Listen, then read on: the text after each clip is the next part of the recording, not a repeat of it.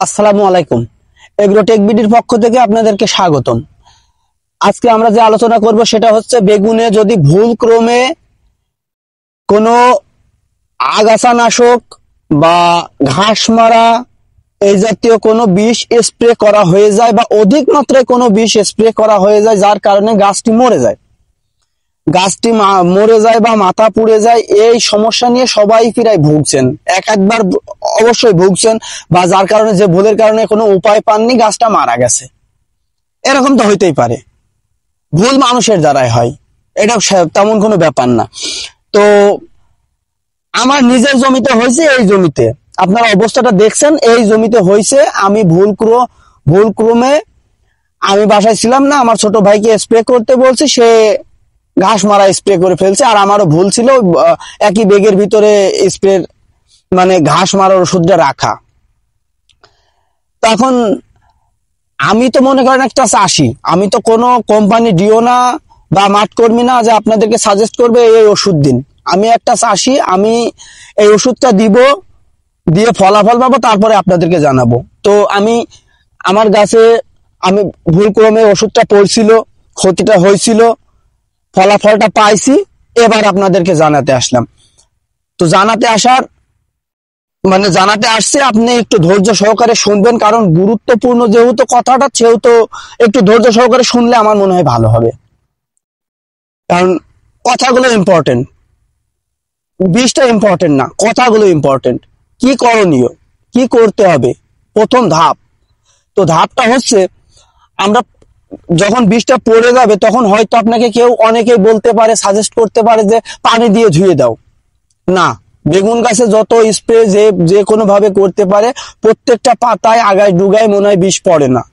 তারপরে আপনি যখনই বীজটার উপরে ধুইতে যাবেন, পানি দিবেন, তখন কিন্তু পুরা গাছটা ছিটিয়ে যাবে, গাছটা মারা যাবে। তখন গাছটা আর বাঁচানো যাবে না, গাছটা মারা যাবে। তো যে যতই বলুক আপনি পানি দিবেন না, যে পাতা গুনায় পড়ছে বা যে ডুগা গুনায় পড়ছে, শুধু ওই গুনাতেই পড়ুক, ওই গুনায় নষ্ট হয়ে যাক। আপনি 1 থেকে 2 দিন পরে দেখবেন যে কোন কোন পাতাগুলায় পড়ছে, তার আকার আকৃতি পাল্টে যাবে, কালো হয়ে যাবে, কালো কালো দাগ হয়ে যাবে। আপনাদেরকে দেখাচ্ছে একটা, আপনারা দেখুন, এই যে এই পাতাটা, এই যে দেখছেন কালো কালো দাগ, এই যে এর এইরকম আকৃতি যখন একটা পাতা ধরবে বা ডগা ধরবে, আপনারা করবেন কি, ডগাগুলো কেটে ফেলবেন, পাতাগুলো উপরে ফেলে দিবেন, গাছ থেকে ভেঙে দিবেন পাতাগুলা, এবং ডুগাগুলো কেটে দিবেন। আপনারা দেখতে পাচ্ছেন আমি গাছের ডুগাগুলো কেটে দিয়েছি, এই যে দেখেন, এই যে ডুগাগুলো কিন্তু আমি কেটে দিয়েছি, প্রত্যেকটা গাছের ডুগা কেটে দিয়েছি। এখন হয়েছে কি, আমার এটা হয়েছে মনে করেন সপ্তাহখানিক আগে, 7 দিন আগে আমার এই দুর্ঘটনা ঘটছে। তো আমি এই ডুগাগুলো কেটে দিয়েছি, যাতে ওই বিষের যে পাওয়ার, যে শক্তি, বিষক্রিয়া, ওইটা নিচে না নামে, ওইটা আর নিচে নামেনি। এখন নিচে যখন নামতে দেয়নি, তখন এই গাছটা, একটা সাধারণ জ্ঞানে বোঝায় আপনাদেরকে, যে একটা মানুষ যখন বিষ খেয়ে ফেলে তখন তাকে বমি করাইতে হয়। তো গাছের তো বমি করানো সম্ভব না, আগাটা কেটে দিছি, পাতাটা ছাঁটাই করে দিছি, যাতে অন্য জায়গায় তার আকর্ষণটা না যায়, ওই বিষক্রিয়াটা অন্য জায়গায় না করে।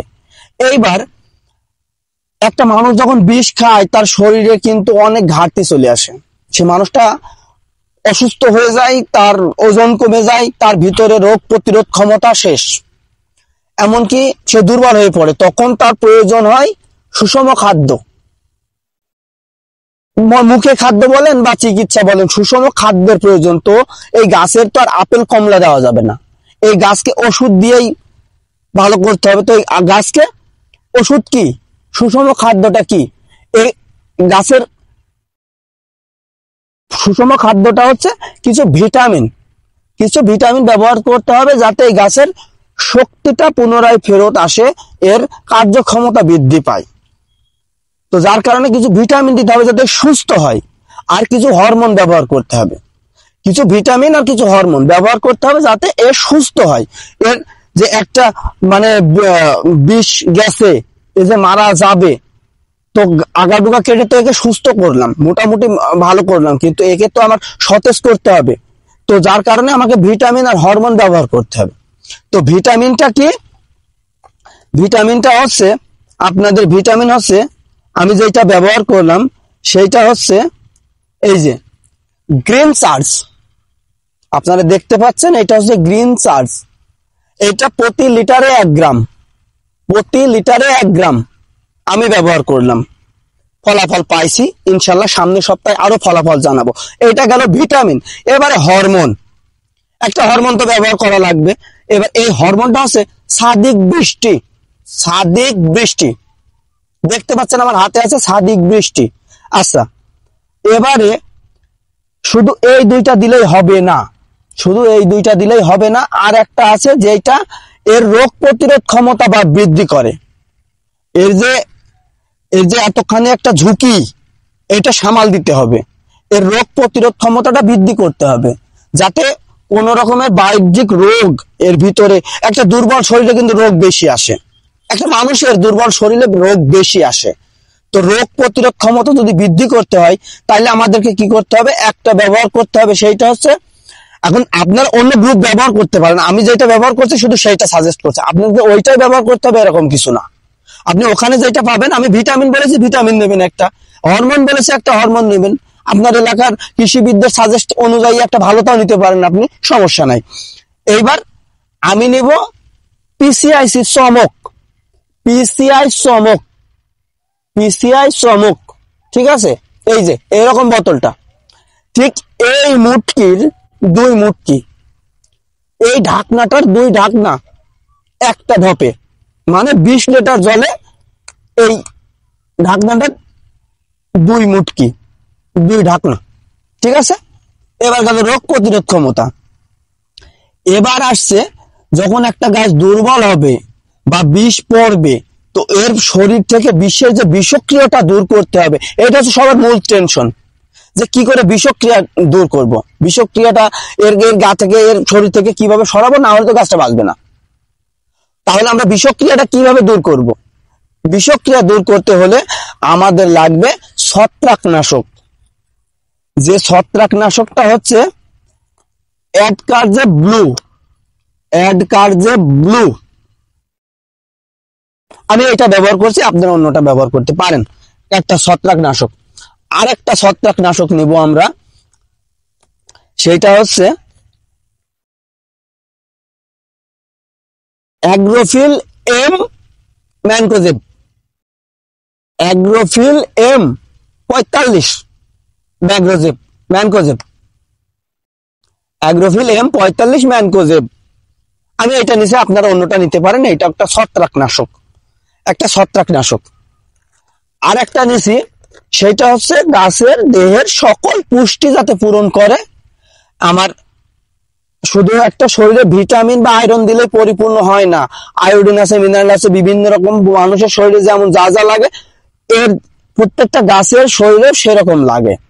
তো তার কারণে আমি একটা নিছি, সেইটা আছে পিক মাইক্রো পুষ্টি, পিক মাইক্রো পুষ্টি। আপনারা যে কোনো একটা নিতে পারেন।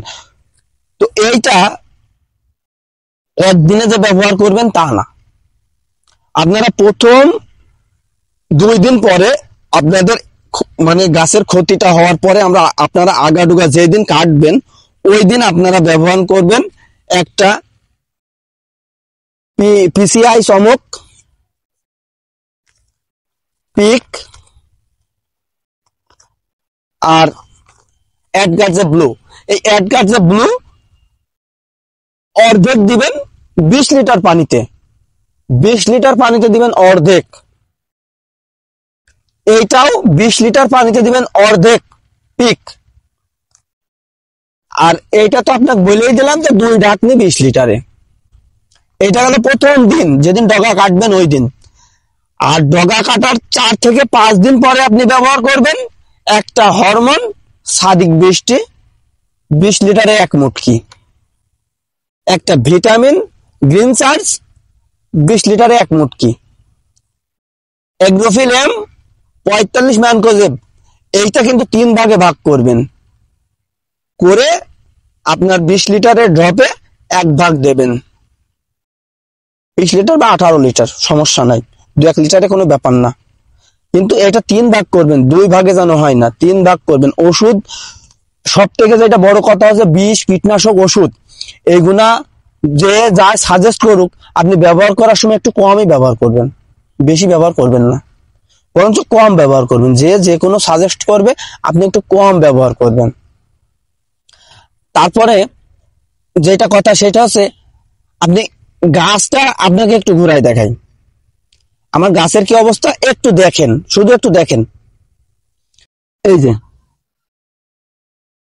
যে কিছুদিনের চিকিৎসায় মোটামুটি দেখেন সারছে, ডগা সারছে, কিছুদিনের চিকিৎসায় ডগা সারছে। প্রত্যেকটা গাছের ঠিক একই অবস্থা। কিছুদিনের চিকিৎসা করার পরে গাছটা আমার সতেজ হয়েছে, কিছুদিন চিকিৎসা করার পরে সতেজ হয়েছে, ঠিক আছে? ঠিক এইরকম দেখছেন তো, কিন্তু গাছের অবস্থা দেখলেন তো। এটা এইভাবে ব্যবহার করলে অবশ্যই সুফল পাবেন। আর আমার কথাবার্তা যদি আপনার ভালো লাগে একটা লাইক করেন আর সাবস্ক্রাইব করে পাশে থাকবেন। এই বেগুনের কখন কি ব্যবহার করা লাগবে না লাগবে অবশ্যই ভিডিও ছাড়বো। আমার শুধু বেগুন না, প্রত্যেকটা ফসল আছে, প্রত্যেকটা ফসল আমি নিজে আবাদ করি এবং যেইটা সুফল পাই সেইটা সবাইকে সাজেস্ট করি। যদি জানতে হয় পাশে থাকুন। আর একটা ভিডিও করতে গেলে অনেকটা টাইম লাগে, তারপরে ছাড়তে গেলেও অনেকটা টাইম লাগে, কাঠখড়ি আছে, সমস্যা মানে সময়ের ব্যবধান। যদি একটা সাবস্ক্রাইব করে দিতেন তাহলে একটু খুশি হতাম। আর যে কোনো সমস্যার জন্য একটু কমেন্ট বক্সে বলবেন, যদি আমার জানা থাকে আমার যথেষ্ট চেষ্টা আপনাদেরকে আমি জানাবো।